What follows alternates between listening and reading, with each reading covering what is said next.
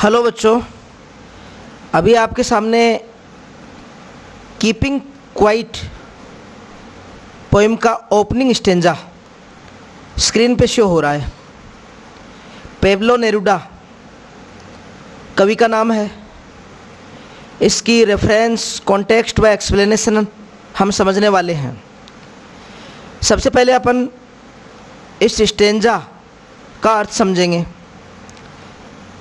Paper में हमें ऐसा स्टेंजा मिलेगा, क्वेश्चन मिलेगा, write the explanation with reference to context. इसे हमें समझना होगा। उसके बाद में इसका रेफरेंस, कॉन्टेक्स्ट और एक्सप्लेनेशन लिखनी होगी। लाइन टू लाइन अपन समझते हैं इसे। Now I will count to 12। अब मैं विल काउंट गिनूंगा 12 तक। And we will all keep still, और हम सभी शांत रहेंगे, चुप रहेंगे, स्थिर रहेंगे। फॉर वंस, एक बार के लिए, on the face of the earth, यानी इस संपूर्ण धरती पर, इस संपूर्ण धरती के धरातल पर। Let's not speak in any language, किसी भी भाषा में हमें बोलना नहीं है। Let's stop for 1 second, 1 second के लिए हमें रुकना है। And not move our arms, हमें अपनी भुजाएं भी नहीं हिलानी है सो मच, ज़्यादा। It would be an exotic moment, यह एक विलक्षण क्षण होगा। एक्जोटिक का मतलब विलक्षण। विदाउट रस, बिना भागदौड़ के। विदाउट इंजन्स, कोई मशीनरी भी नहीं चलेगी ऐसे क्षण में। We would all be together, हम सभी साथ होंगे। इन ए सडन स्ट्रेंजनेस, एक अचानक स्ट्रेंजनेस, अजीबपन के साथ हम सभी एक साथ होंगे। जैसा कि कवि इस स्टेंजा में शांत रहने के लिए, चुप रहने के लिए हमें सलाह दे रहा है। वो क्यों दे रहा है? बहुत सारी इविल एक्टिविटीज़ धरती पे चल रही हैं, उन सब को रोकने के लिए। यानी सभी एक बार के लिए बोलना बंद कर देंगे तो सारी फाइटिंग बंद हो जाएगी। सभी अपनी भुजाओं को हिलाना बंद कर देंगे तो एक बार उनको सोचने का मौका मिलेगा, और वो एक विलक्षण क्षण होगा, ऐसा कवि कह रहा है। हमें इसके रेफरेंस में, रेफरेंस का मतलब होता है संदर्भ। संदर्भ में लिखा जाता है हमेशा कविता का नाम और कवि का नाम। हमें लाइन में यही लिखना होता है कि these lines have been taken from the poem keeping quiet, composed by, जो भी पोइट का नाम है उसका नाम लिखना होता है। एक बात मैं पहले भी बता चुका हूँ कि अगर हमें पता चल जाए कि यह जो स्टेंजा दे रखा है वो अगर शुरुआत का है कविता में, तो हमें ओपनिंग लाइन्स लिखना होगा, और अगर वो एंड का है तो हमें कंक्लूडिंग लाइन्स लिखना होगा।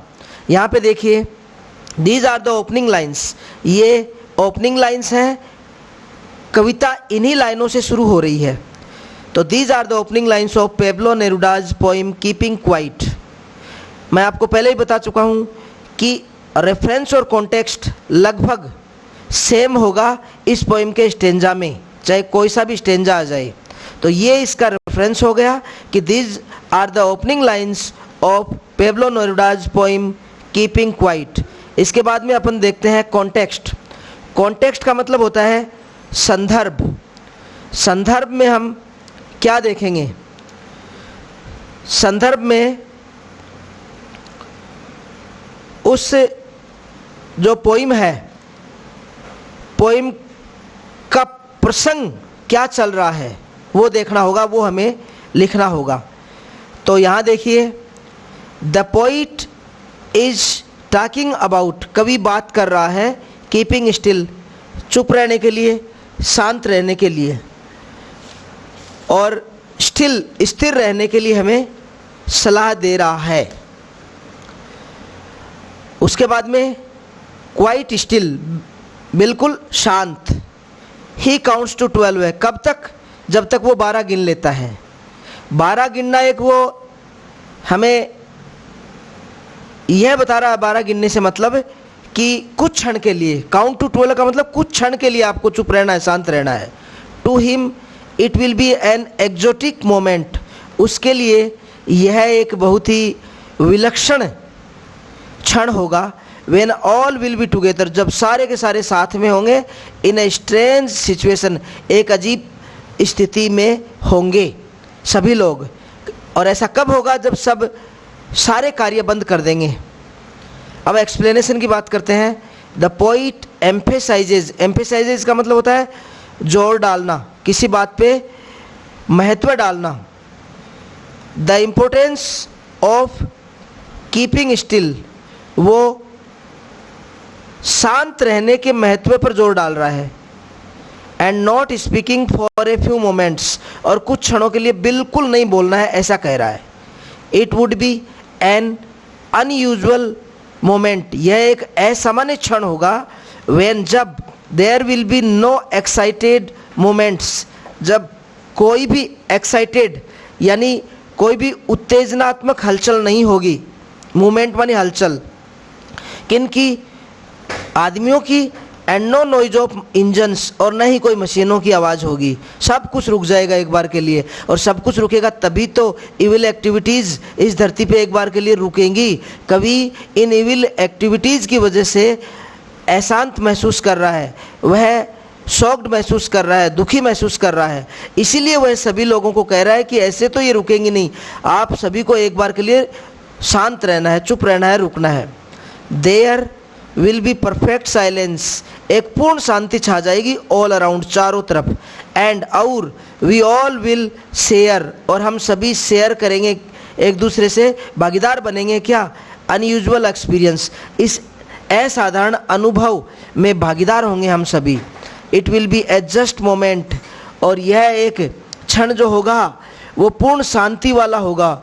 और फॉर लुकिंग इनवर्ड, और हम अपने आप के अंदर यानी इंट्रोवर्ट देखेंगे, हम अपने आप को समझेंगे कि हम गलत कर रहे हैं या सही कर रहे हैं।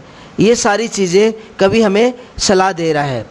तो इस एक्सप्लेनेशन में कवि हमें यही कहना चाह रहा है कि कुछ क्षणों तक स्थिर व शांत रहने के लिए वह जोर दे रहा है। यह एक असाधारण क्षण होगा जब मनुष्यों की उत्तेजनात्मक हलचल नहीं होगी और इंजनों का शोर भी नहीं होगा, चारों ओर पूर्ण शांति होगी और हम सब एक असाधारण अनुभव में भागीदार होंगे। यही क्षण भीतर की ओर देखने के लिए उपयुक्त होगा। तो हमने ये एक्सप्लेनेशन जो कि इस पोइम का स्टार्टिंग स्टेंजा है, ओपनिंग स्टेंजा है, इसे हमने समझने का प्रयास किया है। आशा है आपको अच्छी तरीके से समझ में आया होगा। थैंक्स।